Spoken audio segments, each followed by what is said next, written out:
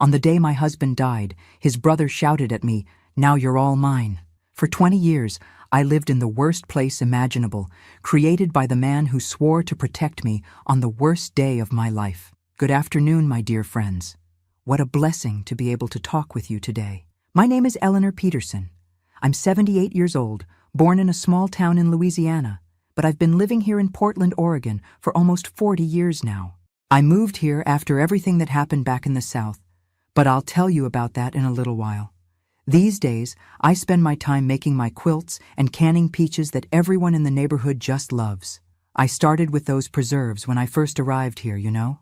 Initially, it was just to make a little money, because I came here with nothing, just the clothes on my back and my 2 young boys. I first sold them at the Sunday farmers market down at Pioneer Square. Then people started placing orders, and now I have a special corner in my kitchen just for making my preserves. The secret is in the spices I bring from the South. A little sassafras and filet powder that my old friend sends me every month. A mix of South and North. Just like my life. I'm sitting here in my living room, in my rocking chair that my grandson Jacob refurbished for my 75th birthday. I have a wool blanket over my legs, because here in Portland, the cold is no joke, children.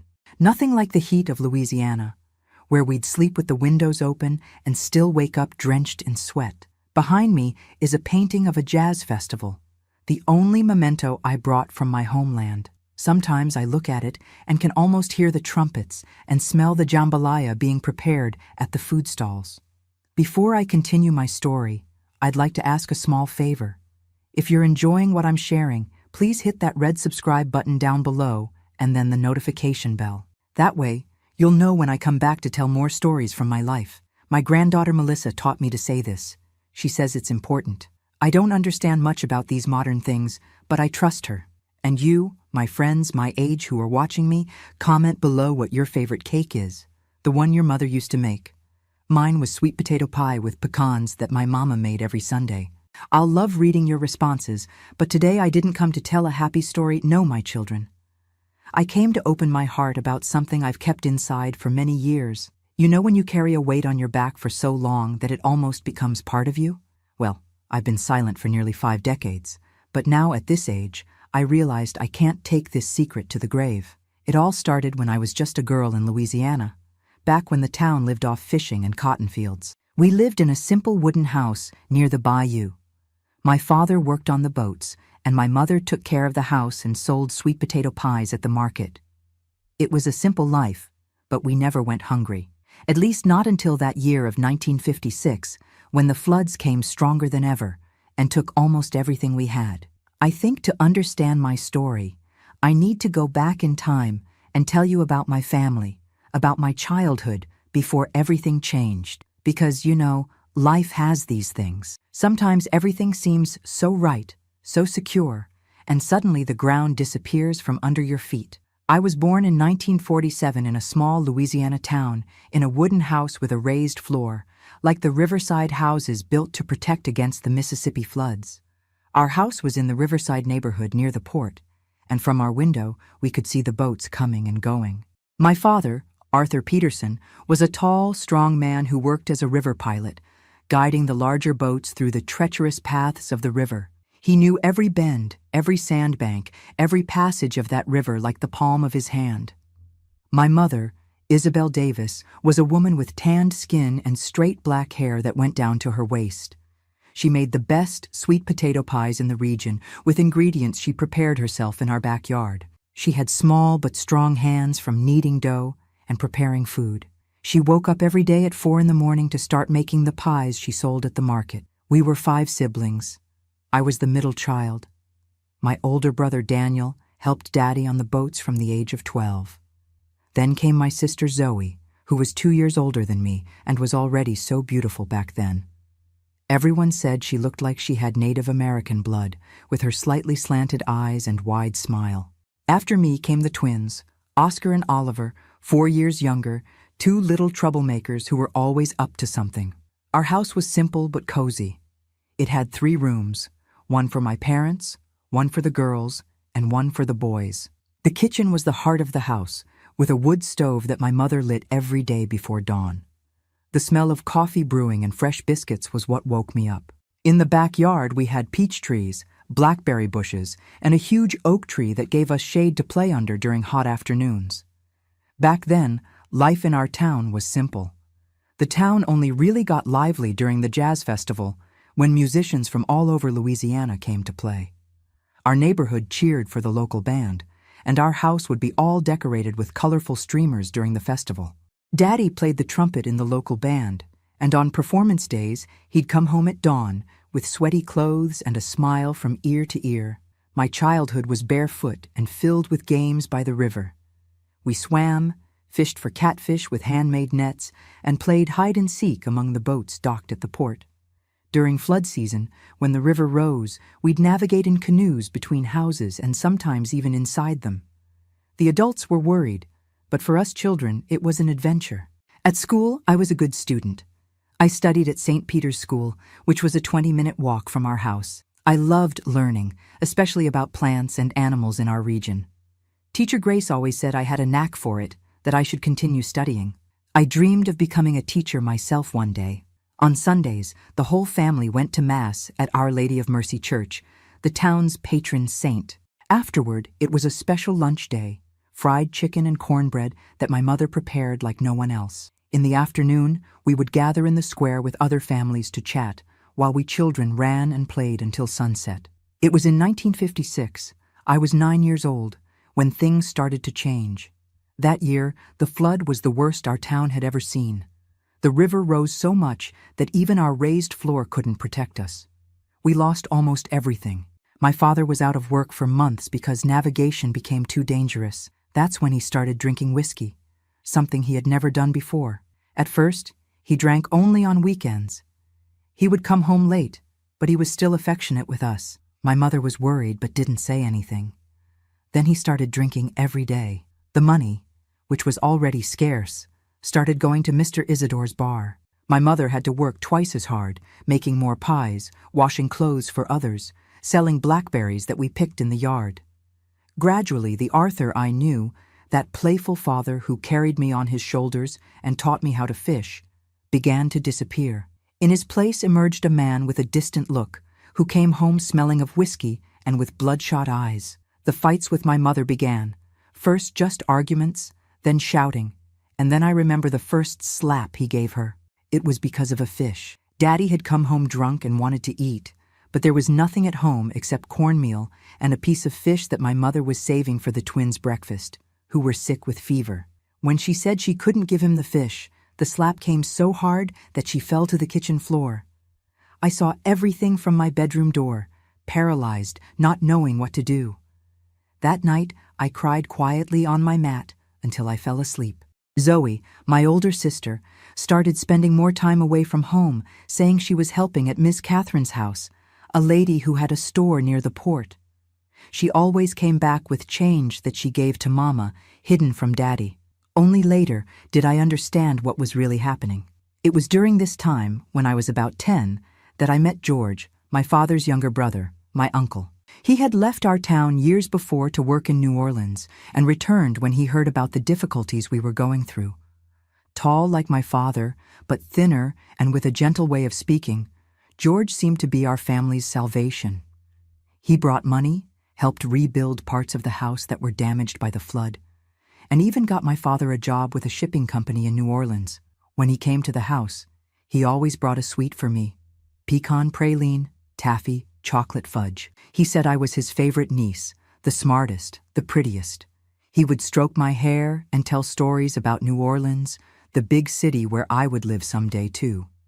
He promised. As I grew older, reaching 12, I noticed that the way Uncle George looked at me was no longer the same. The strokes on my head moved down to my neck, to my shoulders. The compliments weren't about how smart I was anymore, but about how I was becoming a young lady, developing curves. That made me uncomfortable, but I didn't know how to explain why. And how could I complain about someone who was helping our family so much? I was finishing elementary school when my father announced that we would all move to New Orleans. Uncle George had arranged a house for us there, and Daddy was going to work for the shipping company. It would be a fresh start for the family. I remember the last day at school, saying goodbye to Teacher Grace, who hugged me tight and told me I should never stop studying. Little did I know that the move to New Orleans would be the beginning of an even more difficult period in my life. Uncle George, who seemed to be our salvation, would actually be the start of my torment. The move to New Orleans happened in early 1960. I had just turned 13. I'll never forget the journey on the riverboat, the Captain Morgan, going down the Mississippi River. It was a 3-day journey, sleeping in hammocks hung on the deck, eating catfish with cornbread, and observing the riverside communities we left behind. While my younger brothers were enchanted by the adventure, I felt a tightness in my chest. Something told me that this journey would change my life forever. New Orleans was another world compared to our small town. Wide streets, cars, tall buildings, the famous French Quarter that I only knew from pictures in school books. Our house was in the Treme neighborhood, a simpler area of the city, but still very different from what we were used to. It was a brick house with a cement floor, a luxury for us who had always lived in wooden houses. It even had a bathroom inside with a shower. Uncle George lived 2 streets away. He showed up almost every day, always bringing something. A fresh fish, fruits, sometimes even a dessert from Café du Monde for me, which he said was special for his favorite niece. Daddy soon started working at the shipping company his brother had recommended, leaving early and returning late. Mama got a place at the market to sell her sweet potato pies, taking the twins with her. Daniel, at 16, found work as a helper at the port, and Zoe, at 15, went to work as a maid in the house of a rich family downtown. I should have continued my studies, but the nearest school was far away, and Daddy said he didn't have money for transportation. 1 more year at home won't hurt. You can continue next year, he promised. So, while everyone went out to work, I stayed at home taking care of household chores, washing clothes, sweeping, cooking lunch for when Mama returned from the market with the twins. It was during those first months in New Orleans that Uncle George's behavior began to change for good. Since I spent a lot of time alone at home, he started showing up at times when he knew there would be no one around. At first, it was just conversations. He sat at the kitchen table while I tidied up the house. "Eleanor, you're becoming a very pretty young lady, you know? Just like your mother when she was young," he would say, following me with his eyes as I moved around the house. Then came the bolder compliments, the looks that made me feel naked. "That dress is too short, girl. Are you trying to provoke?" he'd say, but then quickly add, I'm joking. You're a modest girl, I know." One day he arrived with a new dress for me. "I tried it on at the store. The lady had your size. I had it set aside. It's a gift from your uncle," he said, extending the package wrapped in tissue paper. It was a pretty dress, yellow with small flowers, the first new dress I had received in years. I was happy, but suspicious. "Go on, try it on. I want to see if it fits," he insisted. I said I would try it later, that I would wait for Mama to come home. That's when I saw his look change. "Are you doubting the uncle who only wants what's best for you? After everything I've done for you all?" he said in a voice I had never heard before. "Ingratitude is a sin, girl." That day, he left angry, slamming the door. I was scared and hid the dress under the mattress. When Mama came home and I told her about the gift, she was concerned. "Don't tell your father about this. He wouldn't like to know that his brother is giving you presents," she said. It was the first time I realized that maybe my mother also suspected something. The weeks went by, and Uncle George's behavior worsened. The accidental touches when he passed by me, the hand on my shoulder that slipped closer to my chest, the comments about how I was developing. I started hiding when I knew he would come, saying I had a headache and staying in my room. But it didn't always work. One April afternoon, it was raining heavily in New Orleans. Those heavy rains that seem like they're going to tear off the roof. I was alone at home, washing clothes in the back basin, when I heard the front door open. It was him, wet from the rain and smelling of whiskey. "Where is everyone?" he asked, his voice slurred. "At the market. The twins had a fever. Mama took them to the clinic," I answered without looking at him, continuing to scrub the clothes. "And you here all alone?" "My favorite niece," he said, approaching. What happened that afternoon is something I've tried to erase from my memory for years. I remember screaming, trying to push him away, saying I would tell my father. He just laughed. He said no one would believe me, that he would say I had provoked him. When it was all over, he said something I never forgot. If you tell anyone, your family will be out on the street. It was thanks to me that you have a roof, that your father has a job. Think carefully before opening that mouth. I sat on the cold bathroom floor for hours, letting the shower water fall over me as if it could clean me of that filth. When Mama arrived with the twins, I had already hung the clothes on the line, made dinner, and had a fake smile on my face that I perfected in the years that followed. That was the first time, but not the last. In the 2 years that followed, the nightmare repeated itself whenever an opportunity arose. When the house was empty, when Daddy traveled for work, when Mama took the twins to the doctor. I tried never to be alone. I invented illnesses, said I needed to accompany Mama to the market, but it didn't help. He always found a way. The worst was seeing him at family gatherings, sitting at the Sunday dinner table, talking to my father as if nothing was happening, bringing presents for everyone, being the generous uncle. No one seemed to notice the way he looked at me, the smiles he saved only for me. Or if they noticed, they pretended not to see. I began to wither away. From a cheerful and studious girl, I became a shadow. I didn't eat properly, had nightmares, and at 15 years old I already seemed to carry the weight of the world on my shoulders. Mama would ask what was happening. She would say I was as yellow and thin as a matchstick. I would just say I missed our hometown, the friends from school. It was Zoe, my older sister, who first suspected. She would visit us on Sundays, her only day off from the house where she worked. One day she found me crying, hidden behind the house. "It's Uncle, isn't it?" she asked directly, without beating around the bush. I couldn't answer. I just cried harder. She hugged me and cried with me. "He did it to me too, back home," she confessed. "That's why I started working at Miss Catherine's house to stay away from home. When I found out he was coming to New Orleans, I arranged this job as a maid, just so I wouldn't have to live here." At that moment, I understood why my sister had distanced herself so much. It wasn't just for work, it was to escape the same horror I was living through.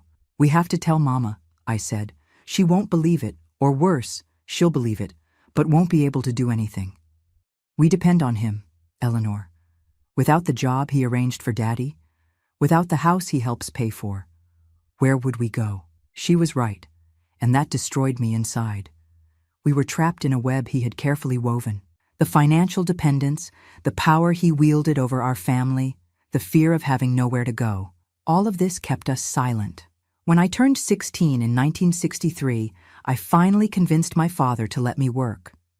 I got a job as a clerk in a grocery store near home, the Two Brothers Grocery. It wasn't much money, but at least I spent the day away, far from that house, far from him. I started saving every penny I earned, hidden in a hole I made in the bottom of the wardrobe. I didn't know when or how, but I was sure that one day I would need that money to escape. It was at the grocery store that I met Walter. He was a delivery boy a few years older than me, a quiet young man who passed by every day to pick up the orders that needed to be delivered. At first, we barely exchanged words. I still couldn't look any man in the eye without feeling afraid. But gradually, with his kindness and patience, Walter began breaking down the barrier I had built. He always brought me a fruit, a candy, a simple flower. Unlike Uncle George's gifts, which came loaded with hidden intentions, Walter's small gestures were pure, without expectations. Once, when it rained heavily and I was without an umbrella, he waited 2 hours for the rain to stop just to accompany me home. He stood at the corner, wet, just watching me enter to make sure I had arrived safely. By 17, we were dating secretly. My father would never allow it. Walter was the son of Midwest farmers. He didn't have Southern blood, as my father would say. But for me, Walter represented hope, a possibility of escape. He talked about marriage, about taking me away from there, about building a life far from New Orleans. I listened to that like someone listening to a fairy tale. Too beautiful to be true. Uncle George discovered the relationship. I don't know how. Maybe he saw me with Walter. Maybe someone commented.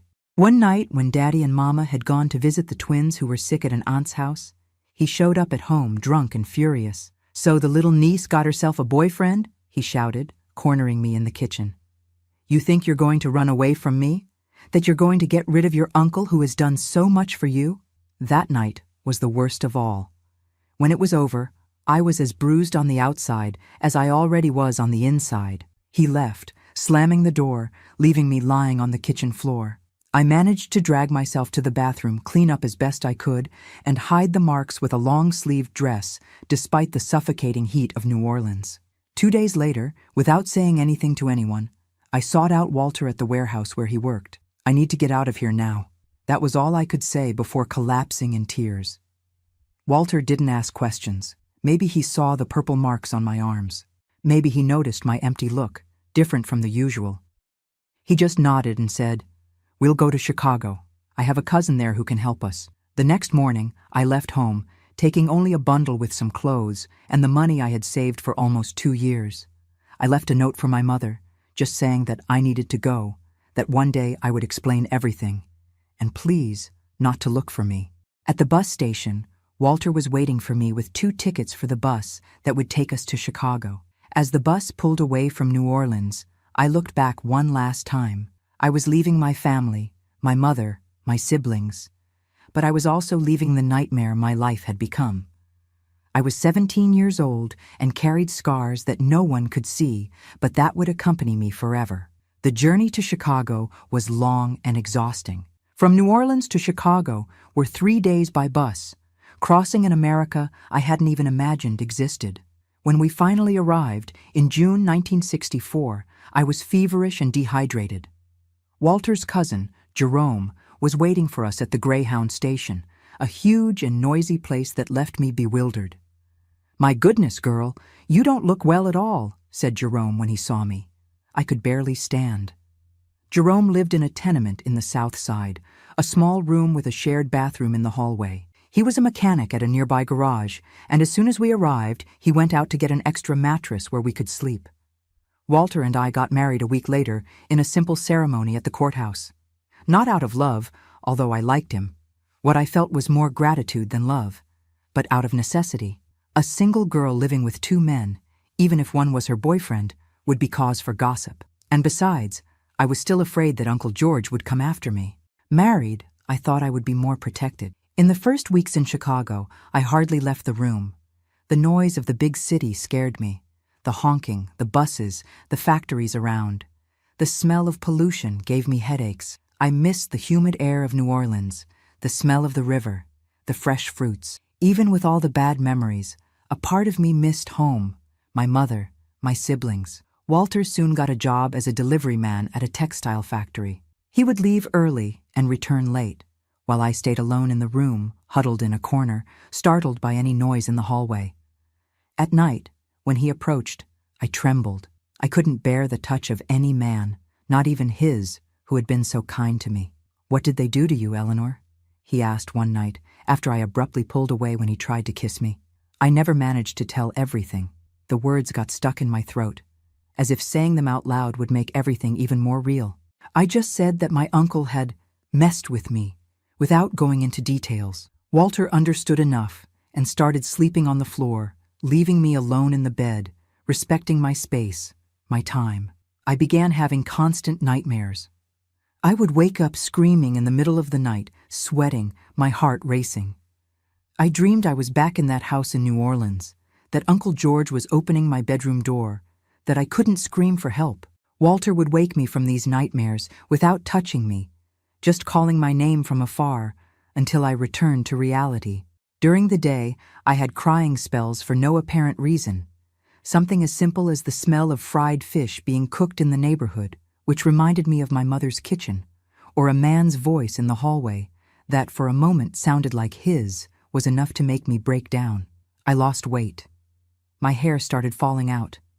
I had deep, dark circles under my eyes. "You need a doctor," Walter insisted. But how could I explain to a doctor what was happening to me? What would I say? That I had been abused by my own uncle for years, that I had run away from home, that I couldn't sleep, eat, live normally anymore? Back then, these things weren't talked about. It was shame. It was family secret. Gradually, I forced myself to leave the room. First, just to the hallway of the tenement, then to the corner store, one step at a time. When a neighbor, Mrs. Betty, a woman from Kentucky with calloused hands and an easy smile, offered me work helping to wash and iron clothes. I accepted, not for the money, which was little, but to have something to occupy my mind, to take me out of that room, away from those thoughts. At the end of 1964, I discovered I was pregnant. The news should have brought joy, but it only brought more fear. How could I, who could barely take care of myself, take care of a child? How would I be able to protect my son or daughter in a world that had been so cruel to me? It will be different, Walter promised. Our child will never go through what you went through. The pregnancy was difficult.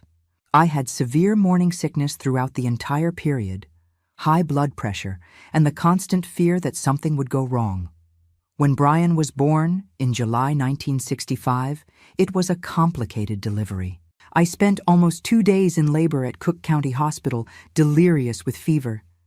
When they finally handed me that baby, a small but strong boy, with eyes as deep as mine, something changed inside me.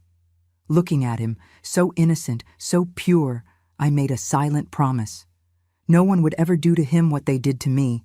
I would protect him with my life. But Brian's arrival, although it brought a new purpose to my life, also brought new challenges. I began to have what today they call postpartum depression, although back then it didn't have that name. I would cry looking at my baby, thinking I wouldn't be able to be a good mother. I was afraid to touch him, as if my touch could contaminate him with all the pain that was in me. Walter did what he could, but he worked all day. What saved me was Mrs. Betty, who took care of Brian when I couldn't get out of bed, who taught me how to bathe him, nurse him, soothe him when he cried. "Girl, this baby is your salvation. It's for him that you're going to get better," she would say with that simple wisdom of someone who had raised 5 children on her own. Gradually, I developed a routine with Brian. I would wake up with him in the early morning, nurse him, sing softly the lullabies my mother sang to me. During the day, I would take him with me when I went to help Mrs. Betty with the laundry. At night, when Walter arrived, we would have dinner together, the 3 of us, like a real family. But the nightmares didn't disappear, nor did the startles when I heard a male voice that was too loud, or when someone approached from behind without me noticing.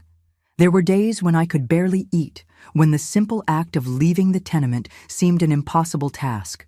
Walter was patient, more than I deserved. He never complained when I pulled away from his embraces, when I locked myself in the bathroom to cry, when I woke up screaming in the middle of the night.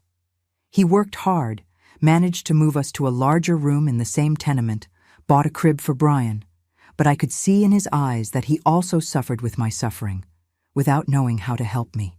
In 1967, I discovered I was pregnant again. Brian was almost 2 years old, was starting to walk and talk. I was a little better. I still had bad days, I still had nightmares, but I could function, take care of the house, of my son. The second pregnancy was physically easier, but the fear remained, and there was also the financial concern. Walter earned little. The money I made helping Mrs. Betty was minimal. Eugene was born in December 1967 on a day of heavy rain in Chicago. Unlike his brother, he came quickly. There was barely time to get to the hospital. He was a calm baby who cried little and slept a lot. When I placed him next to Brian for the first time, the older one looked at his brother with curiosity, then touched his little face carefully. It was the first time in a long time that I truly smiled. Having 2 young children occupied all my time. It didn't leave space to think about the past. I would wake up in the early morning to nurse Eugene.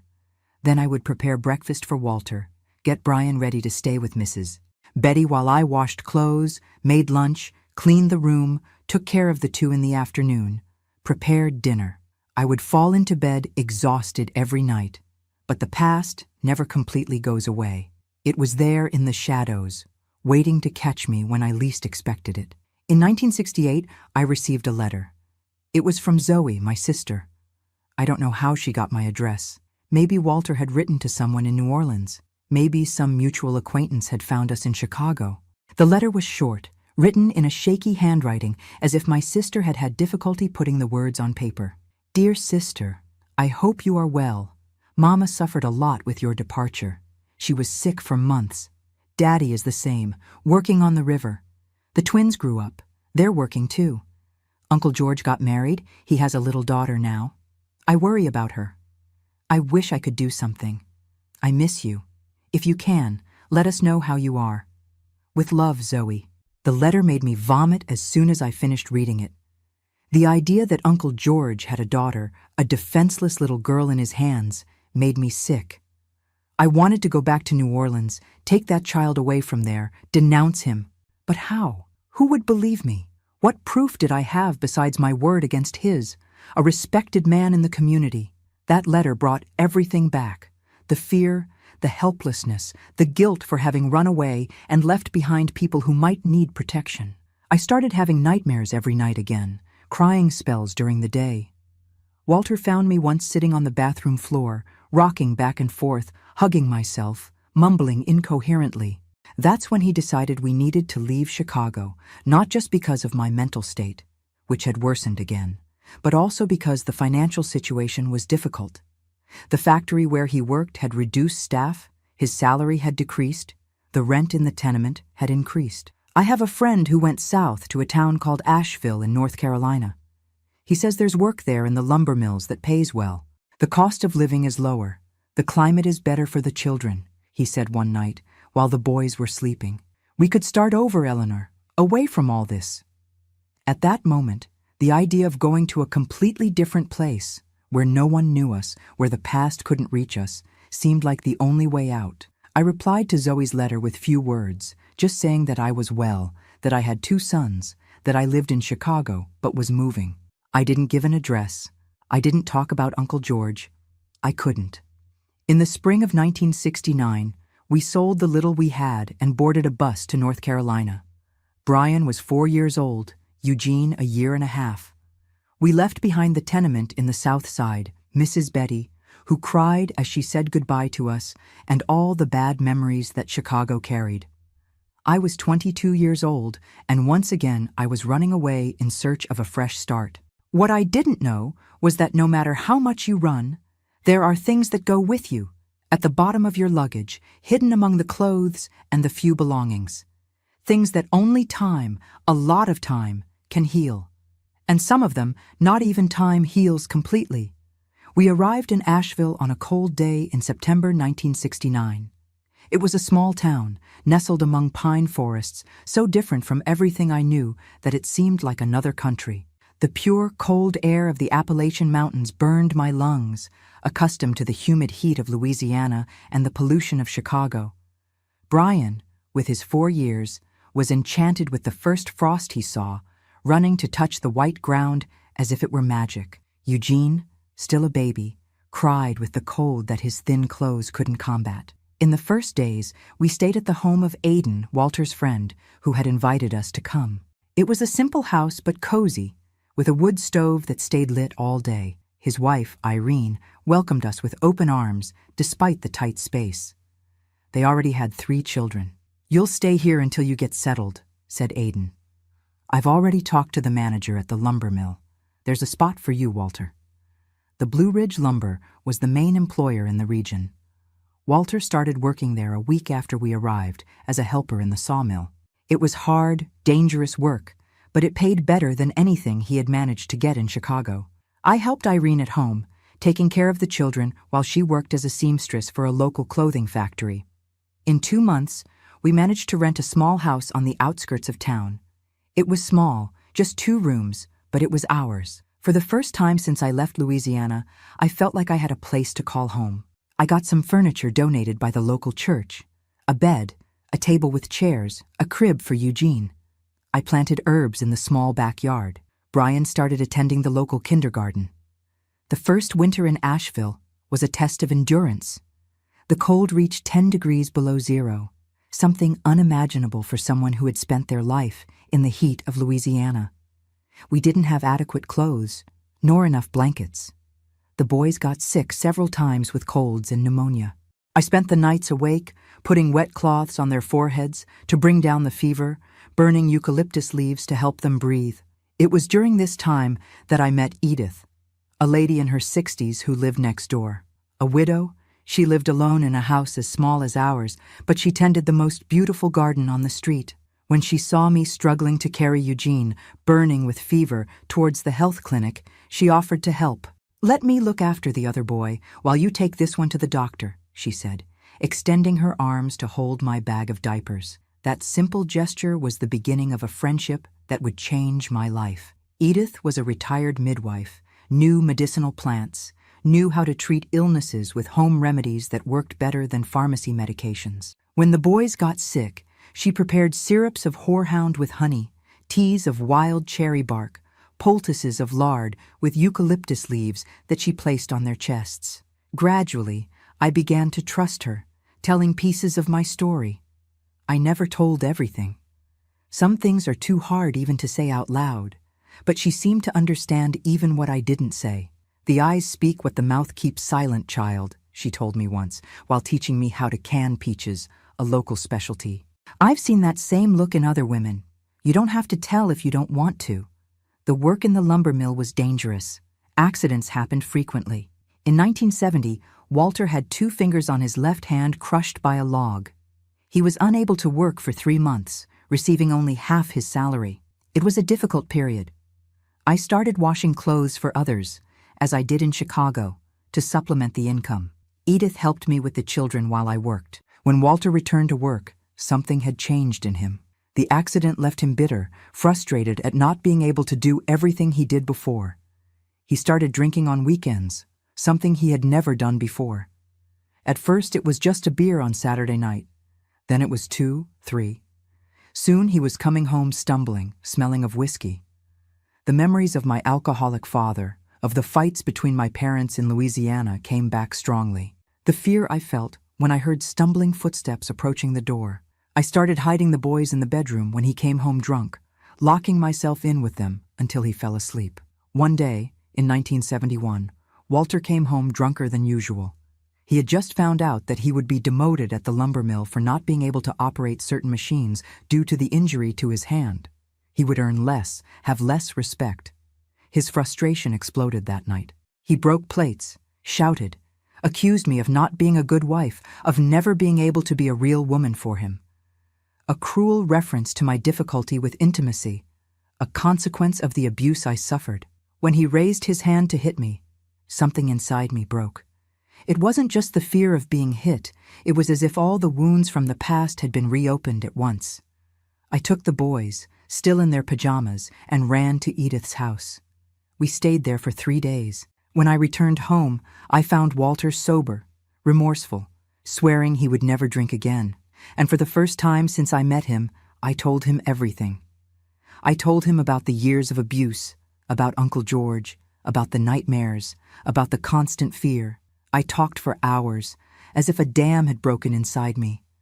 I cried until I had no more tears. Walter listened to everything in silence. When I finished, he just said, "I'm sorry, Eleanor. I'm sorry for not realizing how much you were suffering, and I'm sorry for making you remember all of this." That conversation was a turning point in our relationship. Walter stopped drinking as he promised. He went back to being the kind and patient man who had helped me escape from New Orleans. He never again mentioned my difficulty with intimacy, never again pressured me. We began to rebuild our marriage, not based on what we didn't have, but on what we shared. The care for the boys, the mutual respect, the desire to build a better life. In 1972, I received another letter from Zoe. She had married, lived in Atlanta, and was pregnant with her first child. She told me that Mama had died the previous year from pneumonia. Daddy continued in New Orleans working on the river. The twins, Oscar and Oliver, had gone to work in the oil fields in Texas. And about Uncle George, just one sentence that chilled me. He remains the same. I replied to the letter with my address in Asheville, inviting Zoe to visit us when she could. For the first time, I wasn't afraid that my past would find me. I was beginning to feel that I could face it. Life in Asheville was gradually improving. Walter, even with the reduced salary, managed to save enough for us to buy our little house in 1974. It was an immense pride to have our own house, as simple as it might be. Brian, now 9 years old, was a studious boy, the first in his class. Eugene, at 6, was quieter, more like me. It was in 1975 that Edith made me a proposal that would change my life. "Eleanor, I'm getting old. My hands can't handle making so many preserves anymore. I have my loyal customers, people who have been buying from me for years. I'd like to teach you, pass on my knowledge to you, she said one afternoon, while we were shelling fresh peaches in her yard. Thus began my apprenticeship with Edith. She taught me how to make peach preserves, cucumber pickles, pickled okra, with spices that she cultivated herself. She taught me the right consistency for pumpkin butter with coconut, the secret of cane syrup that doesn't crystallize, the exact measure of pepper for the bell pepper sauce, which is neither too strong nor too weak. I started selling the preserves to the same clients as Edith, families in town, some guest houses, Mr. Isaac's restaurant, coincidentally having the same name as the bar owner back in Louisiana. Gradually, I gained my own clientele. The money that came in gave me an independence I had never felt before. I had my own money, my own work, something that was just mine. At Christmas 1975, Zoe came to visit us with her husband, Eric, and their small son, Gabriel. It was the first time I had seen my sister in 11 years. We hugged and cried for hours. She was different, fuller, with short hair, dressed like a typical Southern lady, but the eyes were the same. And when we looked at each other, it was as if time hadn't passed. While the children were playing and the men were talking, Zoe and I finally had our conversation. Sitting in the small yard of my house, under the plum tree I had planted, we finally talked about what we had lived through. He abused his daughter, too, she said, her voice low so no one else would hear. The girl tried to kill herself when she was 14. That's when his wife finally discovered everything and reported him. My heart stopped for a moment. And what happened? Nothing, as always. He denied everything. Said the girl was making it up because he was strict with her. Some believed him, others believed the girl. But without evidence, without witnesses, you know how it is. The wife ended up leaving with the daughter. I felt a mixture of anger, helplessness, and strangely, relief. Relief to know that at least the girl was away from him now, that she had a mother who believed her, who protected her. Relief to know that I wasn't alone in my pain, that my story wasn't unique, and this, I realize now, was the beginning of my healing. We should have spoken up, Zoe. My sister took my hands in hers. And who would have believed us, Eleanor? We were just girls. He was a respected man who helped the family. Back then, these things weren't talked about. She was right, of course, but something changed in me after that conversation. The guilt I carried for not having spoken up, for having run away, for not having protected other potential victims, began to diminish. It wasn't your fault. It never was. That's what Edith always told me. But only at that moment, at 28 years old, talking with my sister, who had gone through the same horror, did I really begin to believe it. After Zoe returned to Atlanta, I began to sleep better. The nightmares didn't disappear completely, but they became less frequent. The crying spells decreased. I began to feel more present, more connected with my children, with Walter, with my life in Asheville. The preserves business grew. By 1976, I was already selling to several cities in the region. Walter built a small shed in the backyard just for me to work.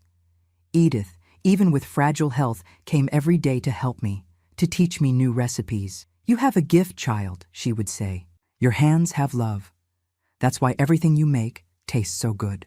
When Edith passed away in 1978, it was like losing a mother. She left me all her recipe books, her kitchen tools, and her herb garden. More than that, she left me the confidence that I could move forward, that there was a future beyond my past. At 31 years old, I was finally beginning to rebuild my life, to feel that the worst was behind me. I didn't know yet that life had one more trial in store for me, one that would test all the strength I had managed to gather until then. The year 1979 began with good news. My preserves business, now called Mountain Flavors, was selling to restaurants and markets in several cities in the region. Brian, at 14, was the pride of the school. He had won a scholarship to study at the Technical College in Asheville. Eugene, at 11, quieter and more observant, helped me with the preserves after school. He had a special talent for choosing the tastiest peaches. He said he could tell by the weight and the color of the skin. Walter had managed to get a promotion at the lumber mill, now working in the office doing inventory control. He didn't earn as much as before the accident, but it was a less dangerous and more stable job. Our life had found a balance that I never imagined possible when we fled New Orleans 15 years earlier. It was in March of that year that Daniel, my older brother, appeared at our door. I hadn't seen him since 1964 when I left New Orleans. He was older, of course, his hair already gray at the temples, his skin marked by the sun on the river. He brought news from home. Daddy had passed away the year before. The twins, Oscar and Oliver, were doing well working in Texas, and he also brought a request. He needed money for medical treatment for his wife, who had cancer. Walter was suspicious of Daniel's intentions from the start. How did he find you after so long? Why didn't he look for Zoe in Atlanta, which is closer? He questioned. But I couldn't deny help to my brother. I gave him the money we had saved to buy a car, a dream we had been nurturing for years. Daniel stayed with us for a week, met his nephews, told me stories about the family I had left behind. When he left, he promised he would return the money as soon as he could. In July, we received a letter from Daniel not to return the money, but asking for more. This time, Walter was firm. We don't have any more to give, Eleanor. We worked hard for that money. Daniel never wrote again after we refused his request. Years later, I found out from Zoe that he wasn't even married. He had made up the whole story to get money. This episode left a mark on me. I realized that, as much as I had escaped from the past, it could still find me. And I also realized that I needed to protect what we had built with so much effort. I began to be more careful about who I shared our story with, our address, our achievements. In 1980, the preserves business grew even more. I hired 2 young women from the neighborhood to help me, Clara and Jane, sisters who lived down the street. The shed in the backyard was no longer enough. We rented a larger space near the farmer's market, where we set up a small factory. Walter took care of the accounts, the orders, the deliveries. I took care of the production, the quality, the recipes. It was a family business, something that grew slowly, but with strong roots. Our social life also expanded. I began attending the local church, not out of deep faith, but for the community I found there. I participated in charity events, community festivals. At the Apple Festival, the most important event in town, our preserves had a special stand. It was strange for me, who had spent years hiding, withdrawing, to now be at the center of attention, greeting people, receiving compliments. At home, things also improved. As I gained confidence in myself, my relationship with Walter was transforming. The respect and companionship that had always existed between us began to give way to a deeper affection. Gradually, with patience and a lot of conversation, we managed to build an intimacy that I never imagined would be possible. It wasn't the overwhelming passion of romance novels, but something more solid, more true, a love built on mutual understanding and a lot of perseverance. The boys were growing up fast. Brian, at 16, was already working part-time at the agricultural cooperative, saving to go study in Raleigh. He dreamed of being an engineer. Eugene, at 13, continued helping me with the preserves. He had developed his own recipe for peach preserves with star anise that was a hit. He was more introspective than his brother. He liked to read, to draw, to spend hours talking with me while we worked. It was in 1982 that we met Vincent, Walter's younger brother. He had lived his whole life in Minnesota, where Walter's family had settled when he was still a child. Unlike his brother, Vincent had studied, graduated as an accountant, worked in Minneapolis. When he lost his job due to the economic crisis, he decided to try his luck in the South. He arrived in Asheville, looking for the brother he barely knew. They had last seen each other when they were children. Vincent was very different from Walter. While my husband was quiet, simple, a man of few words and many gestures, Vincent was talkative, expansive, full of ideas and plans. From the beginning, he showed interest in our small preserves business. "You have a diamond in your hands," he would say. "With professional management, this could grow much more." Walter, always humble and a bit insecure about his limited formal education, was impressed with his brother's knowledge. In a short time, he invited Vincent to join Mountain Flavors as a partner. I hesitated at first. It was a business that we had built with so much effort. I didn't want to share it with someone we had just met, brother or not. But Walter insisted that we needed Vincent's experience to grow, and I ended up agreeing. The first months were promising. Vincent organized the accounting, secured loans to expand production, closed contracts with supermarket chains in Raleigh and Charlotte. The money started coming in like never before. We bought our first car, a used Beetle, but for us, it was a symbol of everything we had achieved. We renovated the house, put in ceramic tile floors, bought new furniture. Vincent moved to an apartment downtown. He bought a new car, expensive clothes. He said it was important to maintain appearances for business. Walter didn't question it. He blindly trusted his more educated brother. It was Brian, my older son, who first suspected that something was wrong. At 18 years old, already working as an intern at a local bank, he began to question the company's accounts, Vincent's expenses, the increasingly larger loans. "Mom, he's embezzling money," he told me one night, showing papers he had found in the office. "These accounts don't add up." I took the suspicions to Walter, who became furious, not with me, but with Brian. He accused his son of being jealous of his uncle, of wanting to create problems in the family. It was our first serious fight in years. Brian, hurt by his father's reaction, decided to advance his plans and move to Raleigh to start college, even without having all the money he had planned to save. The following months were tense. Walter spent more and more time with his brother. He would come home late, sometimes smelling of alcohol, something that hadn't happened in years. Eugene, at 16, became even more withdrawn, suffering from his brother's departure and the change in his father's behavior. I tried to keep the peace, focus on work, not think about the growing unease. In November 1983, Walter suffered a heart attack while working at the factory. He was rushed to the hospital, but didn't survive. He died at 40 years old, leaving me a widow at 36 with 2 sons, one in Raleigh, the other still at home. The shock was devastating. Walter had been my safe harbor for almost 20 years.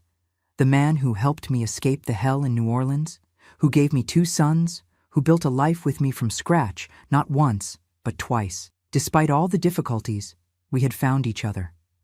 We had built something good together. Still in the midst of grief, I had to deal with practical issues, the funeral, the documents, the future of the company. That's when I discovered the extent of the damage Vincent had caused. The company was drowning in debt. There were loans in Walter's name that I didn't even know existed. Overdue bills, suppliers demanding payment. On the day of the burial, while I was still at the cemetery receiving condolences from friends and neighbors, Vincent was already at the bank, transferring what was left of money in the company's accounts to his personal account. When I arrived home, exhausted and destroyed by grief, he was waiting for me. I will never forget that moment. Vincent, sitting in my living room, on the sofa that Walter and I had bought with so much pride, a glass of whiskey in his hand, a drink that had never before entered that house. "Now we need to talk about the future of the company, Eleanor," he said. Without even mentioning the brother who had just been buried, I explained that I needed time, that I was still in shock, that I wanted to wait for Brian to arrive from Raleigh before making decisions. That's when he said those words that changed everything. "There's nothing to decide. The company is mine now. Walter owed me money, a lot of money. And now that he's dead, you're responsible for his debts unless—" "Unless what?" I asked, my voice trembling. He got up, approached me, touched my face in a way that made me instinctively recoil. "Unless we come to an arrangement, Eleanor. You're still a beautiful woman, even after 2 children. I've always found you attractive. Now you're all mine." The world stopped. Those words, "Now you're all mine," they were the same ones that Uncle George used to say, the same tone, the same veiled threat. It was as if the past had come back to swallow me again. I don't remember exactly what happened next. I know I screamed, that I pushed him, that he called me an ungrateful bitch. I know I locked the door after he left, that I cried all night hugging Eugene, that I felt a fear I thought I would never feel again. The next morning, Brian arrived from Raleigh. I told him everything, the debts, Vincent's threats, the fear I felt. My son, although young, acted with a maturity that surprised me. "We'll fight, Mom," he said. "The preserves are yours. The recipe is yours. He can't take that from you." In the following weeks, I discovered that Walter had signed documents giving Vincent powers over the company that not even I, as a partner, had. Brian consulted a lawyer in Raleigh, but the news wasn't good. Legally, Vincent had a right to a significant part of the company, but I had something that Vincent didn't have. The knowledge of the recipes, the relationship with the customers, the respect of the community, and I had my children by my side. Eugene, still a teenager, but determined as I had never seen him, and Brian, who temporarily abandoned college to return to Asheville and help me. In January 1984, while Vincent was in Charlotte trying to close deals using the company's name, we acted. With the help of Clara and Jane, the sisters who had been working with me for years, and some friends from the church, we moved all the production back to the shed in the backyard of my house.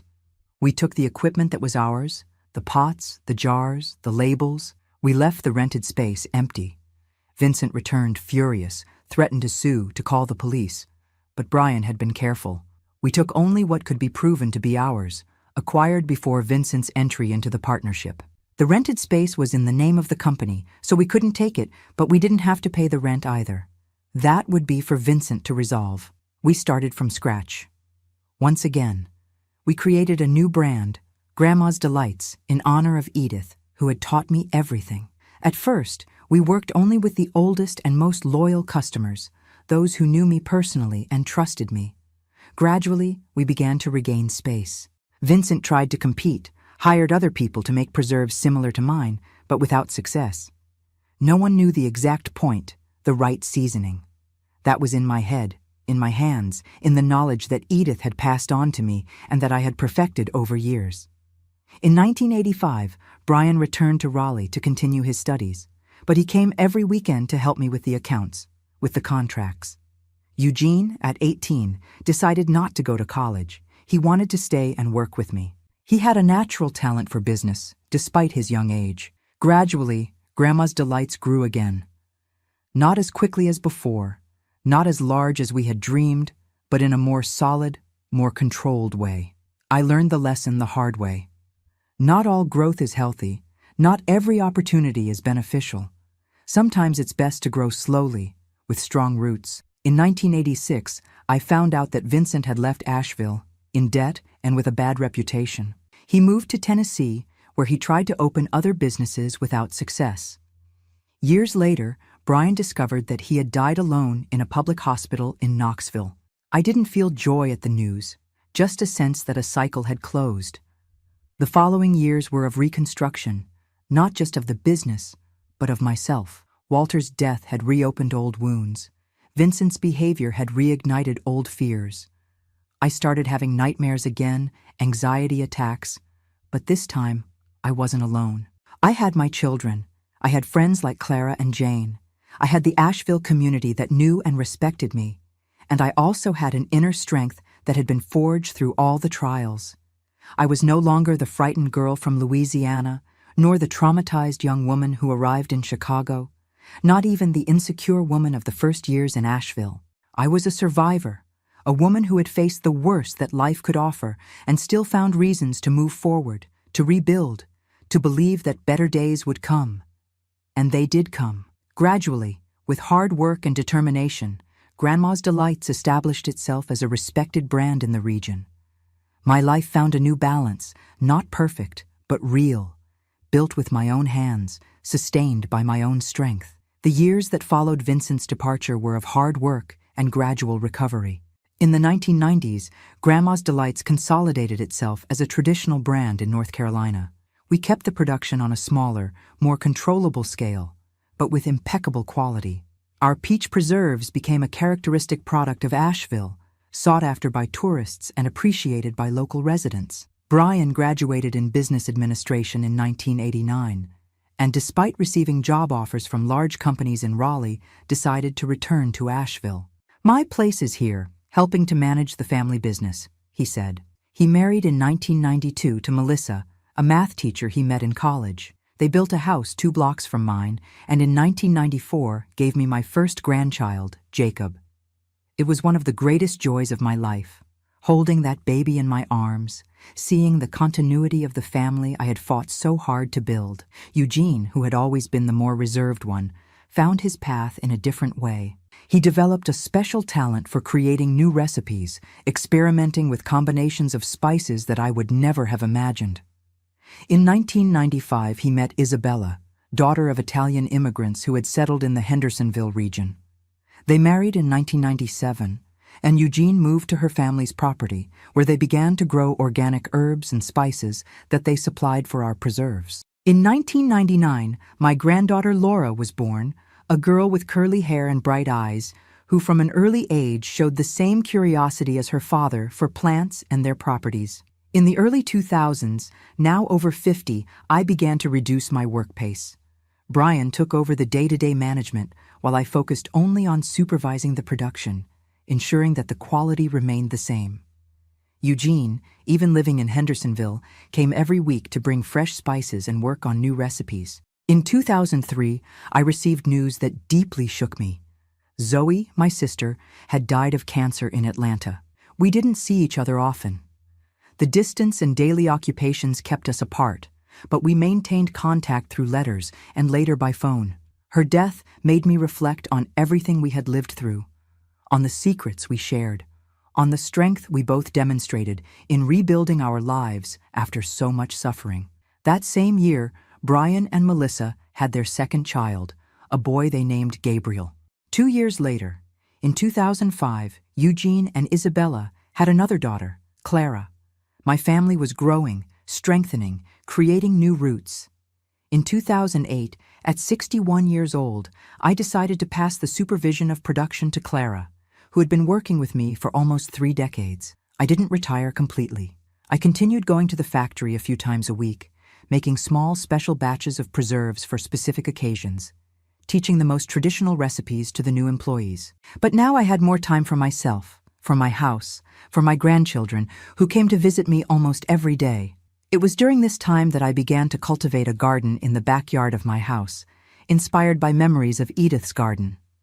I planted aromatic herbs, colorful flowers, even some fruit trees typical of Louisiana that adapted surprisingly well to the climate of the South, a small piece of my origins that I managed to bring to my current life.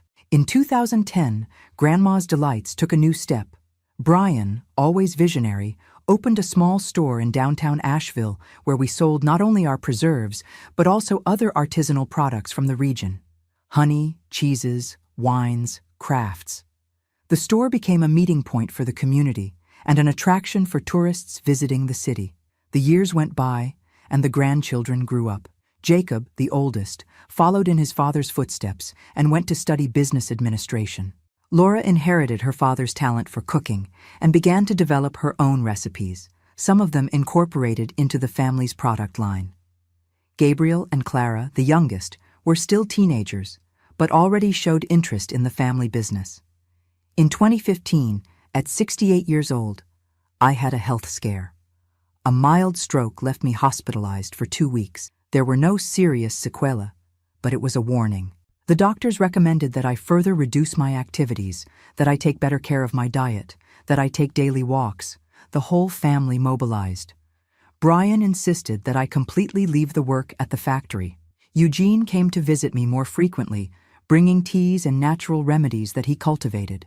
It was during this recovery that Jacob, my oldest grandson, then 21 years old, made me a proposal that moved me.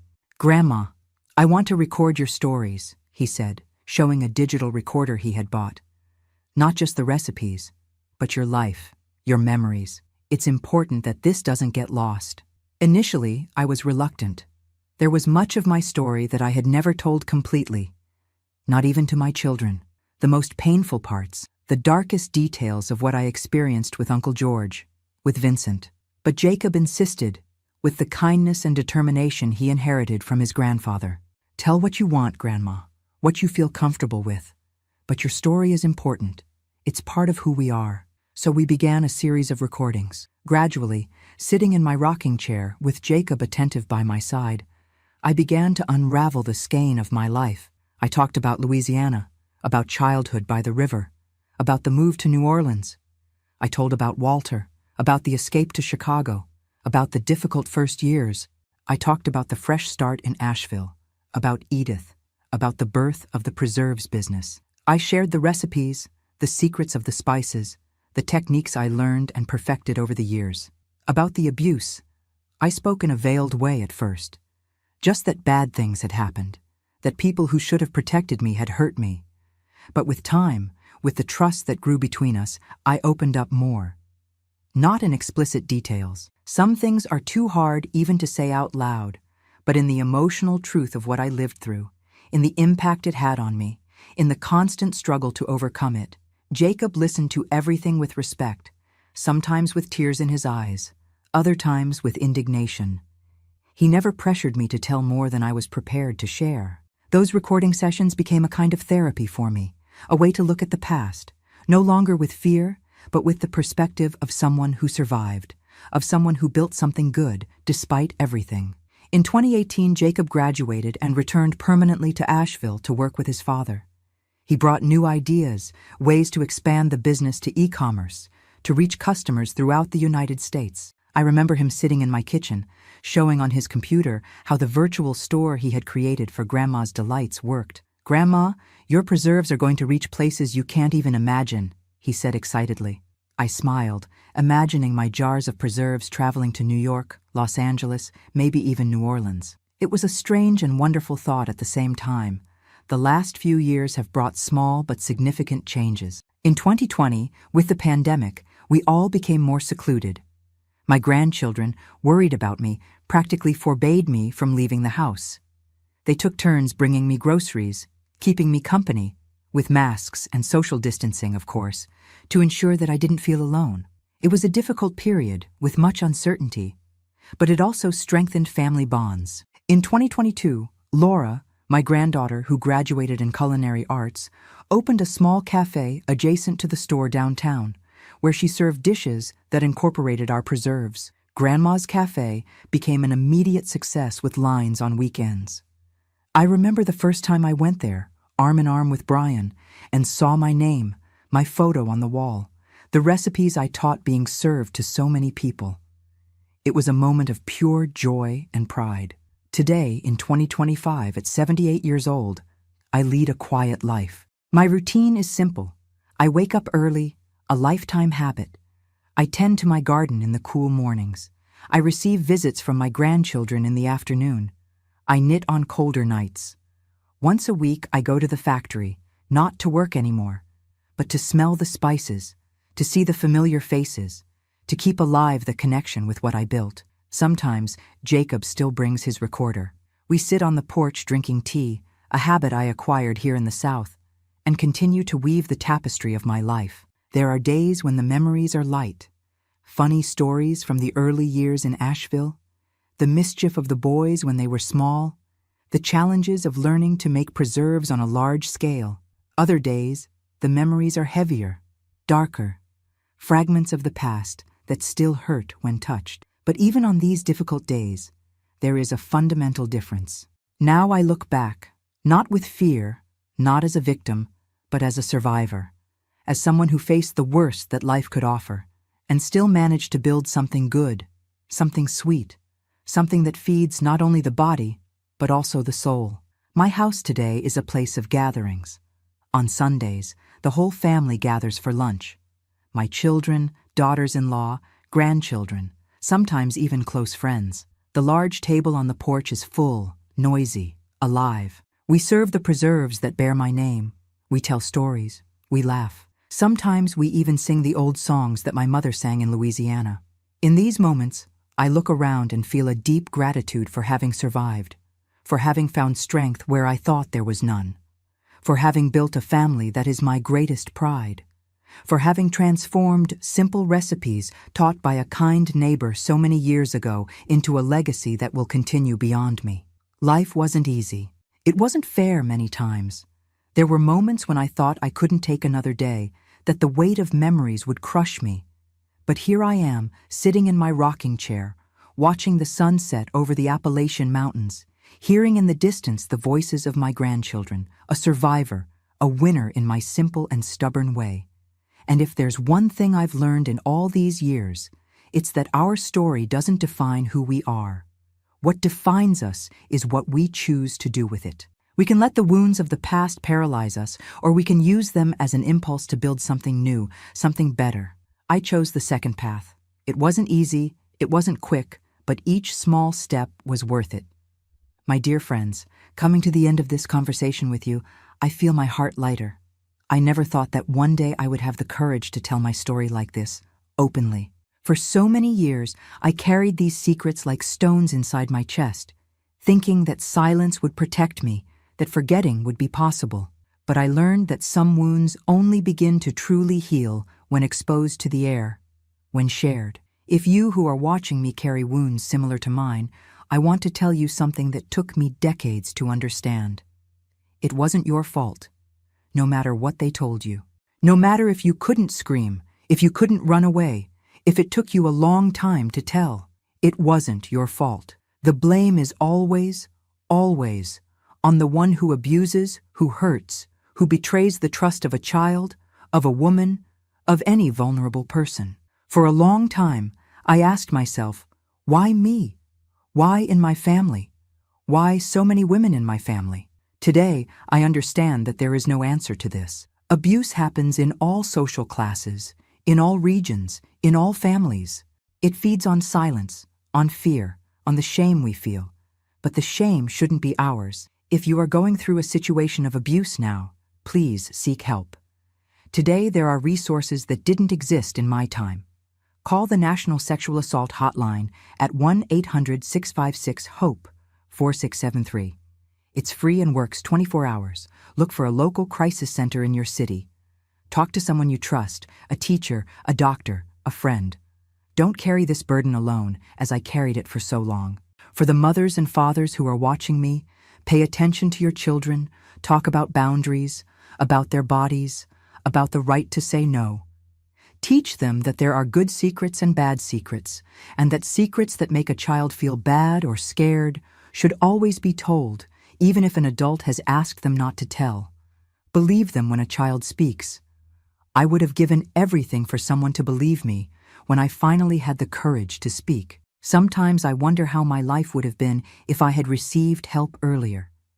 If I had had someone who listened to me, who protected me. Maybe I wouldn't have needed to run away from home at 17. Maybe I would have studied, become a teacher, as I dreamed when I was a child. Maybe I would have known love in a different way, without so much fear, without so much pain. But I can't change the past. No one can. What we can do is use our experience to help others not go through the same, or to find the path to healing sooner. My journey of healing was long and full of ups and downs. There were times when I thought I was fine, only to be knocked down again by a memory, a nightmare, a smell that transported me back to those terrible moments. I learned that healing isn't linear, isn't complete, doesn't have a definitive endpoint. It's a path that you travel day after day, sometimes advancing, sometimes retreating, but always in motion. What helped me on this path? First, the people. Walter, with his infinite patience in the first difficult years. Edith, who taught me not only to make preserves, but to trust again. My children, who gave me a purpose when everything seemed too dark. My grandchildren, who brought a joy that I didn't think it was possible to feel again.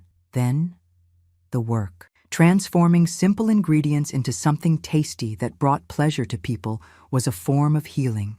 Each jar of preserves that came out perfect from my hands was a small victory against everything that tried to destroy me.